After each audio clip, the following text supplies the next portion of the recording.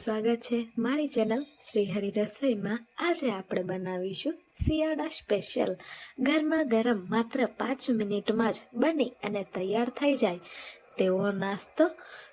શિયાળાની અંદર આપણને ભૂખ વધારે લાગતી હોય છે અને બહુ વધુ મહેનતવાળું બનાવવાની ઈચ્છા પણ થતી નથી હોતી, તો ઓછી મહેનતમાં જ ઝટપટ એકદમ સુપર ટેસ્ટી રેસ્ટોરન્ટ કરતાં પણ સરસ ઘરે નાસ્તો બની જાય તેના માટે ચાલો આપણે રેસીપી જોઈએ। તો શરૂ કરીએ આપણે ઉત્તપા બનાવવાનું।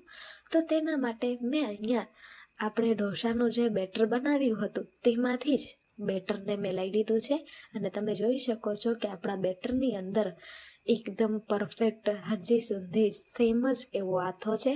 હવે આપણે તેની અંદર સ્વાદ પ્રમાણે મીઠું અને પાણી એડ કરી દઈશું અને બેટરની કન્સિસ્ટન્સી છે તેને સેટ કરી લઈશું।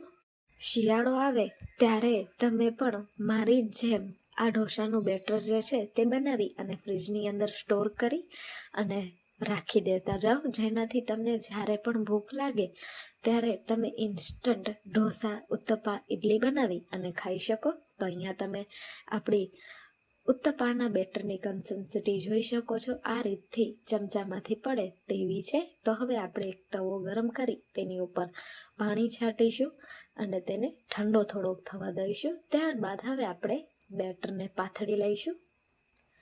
તો અહીંયા આપણે બહુ વધારે બેટરને પાથરી નથી દેવાનું, નહીતર ક્રિસ્પી આપણા ઢોસા બની જશે ઉત્તપાની બદલે।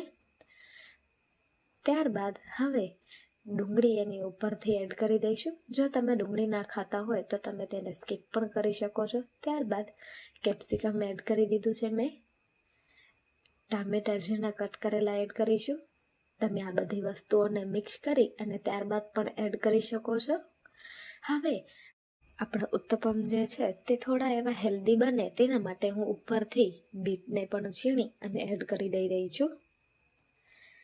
આના સિવાય તમારા ફેવરેટ કોઈ પણ વેજીટેબલ્સ હોય જે તમને ભાવતા હોય તે પણ તમે એડ કરી શકો છો। ત્યારબાદ આપણે સાઇડ્સ ઉપર તેલ, ઘી અથવા તો બટર એડ કરી દેવાનું છે।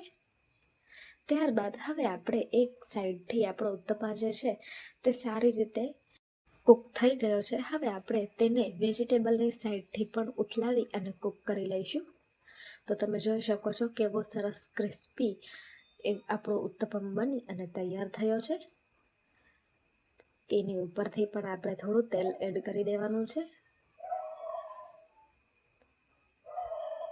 વેજીટેબલ્સ જે છે તે થોડાક એવા સરસ તવાની અંદર સતળાઈ જાય ત્યારબાદ આપણે તેને એક ગરમા ગરમ પ્લેટની અંદર લઈ લેવાનો છે। તો અહીંયા એકદમ પરફેક્ટ આપણો ઉત્તપમ બને અને તૈયાર થઈ ગયો છે। તો છે ને એકદમ સહેલી રેસીપી, જ્યારે તમને ભૂખ લાગે ત્યારે માત્ર તમારે વેજીટેબલ્સને કટ કરવાના અને ગરમા ગરમ નાસ્તો તૈયાર થઈ જાય છે। ઉપરથી લીલા ધાણા એડ કરી દઈશું। એમ જ અહીંયા હું તમને બીજો એક ઉત્તપમ બની અને બતાવું।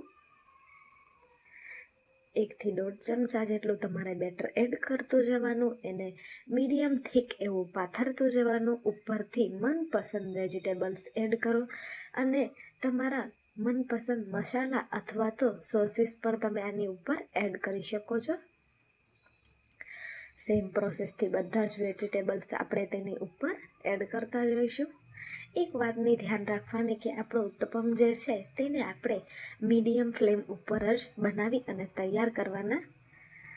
આપણી ફ્લેમ જે છે જે ફૂલ હશે તો ઉત્તપા ત્યારે ને ત્યારે જ બની જશે અને આપણા વેજીટેબલ્સ જે છે તે તેની સાથે બરાબર રીતે બેસશે નહીં। હવે આપણે તેની ઉપરથી તેલ એડ કરી અને તેની સાઈડને ચેન્જ કરી દઈશું। એક સાઈડથી આપણો ઉત્તપમ બરાબર રીતે કૂક થાય ત્યારબાદ આપણે તેની સાઈડ જે છે તે ચેન્જ કરી દેવાની। તો અહીંયા તમે જોઈ શકો છો કે આપણા બધા ઉત્તપમ જે છે તે એકદમ પરફેક્ટ, ક્રિસ્પી, સોફ્ટ અને સુપર ટેસ્ટી બની અને તૈયાર થઈ રહ્યા છે। તો આ રીતે એક વખત ઢોસાનું બેટર બનાવી અને જરૂરથી રાખી દેજો અને ત્યારબાદ 1 અઠવાડિયા સુધી આવા જ અલગ અલગ નવા નાસ્તાઓ બનાવી અને તમે તૈયાર કરી શકો છો. તો તમને સુપર ટેસ્ટી, ઇઝી, હેલ્ધી એવી ઉત્તપમની રેસિપી કેવી લાગી એ મને જરૂરથી જણાવજો.